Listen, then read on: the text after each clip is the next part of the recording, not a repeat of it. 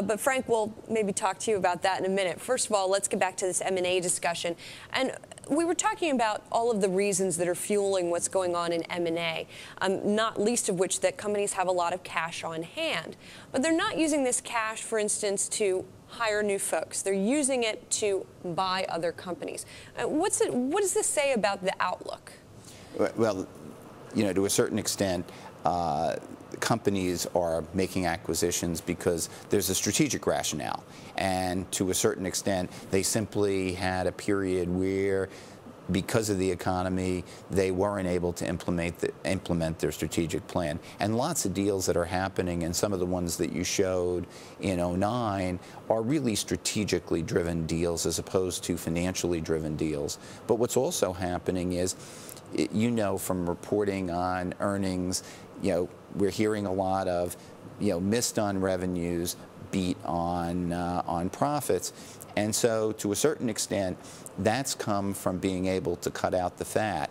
If you can't cut out any more fat in your own organization, by combining with someone else, you may be able to cut further, you may be able to expand growth. In terms of rehiring, and that really is a core issue, because we can't sustain a recovery when you have 10% unemployment, so you need to get people back to work. But what a lot of companies have found over the course of the last year or so, that they've made cuts, but because of the efficiencies that they've put in through IT investment and whatever, they're able to produce more with less. And so this happens, I think, really every cycle, where companies downsize, they realize they don't need as many people, and then this becomes, in a way, the engine of growth, because they're more profitable when growth comes. Frank, where do you think the hot areas are going to be going into next year?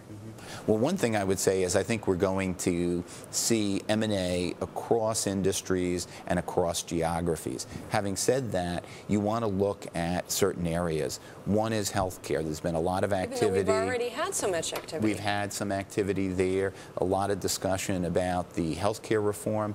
Whether that bill gets passed or doesn't get passed, it's going to have implications for the healthcare industry. And is it going to be insurers? Because that's an area where we haven't seen as much. It's more been on the pharma side.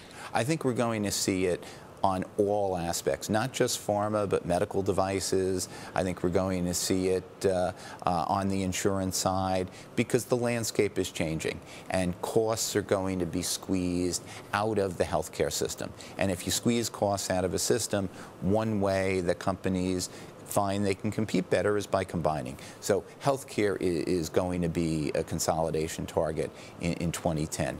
I'd also be looking at financial institutions. There's been a lot of shotgun weddings over the last 2 years in the credit crisis, but there's still a lot of consolidation that can go on in that sector. Oil, energy, basic materials. So, okay. Frank, just quickly got to ask you about that bonuses story. If it is going to be so busy next year, are we going to continue to see maybe bonuses cut in your industry, or do you think things are getting better?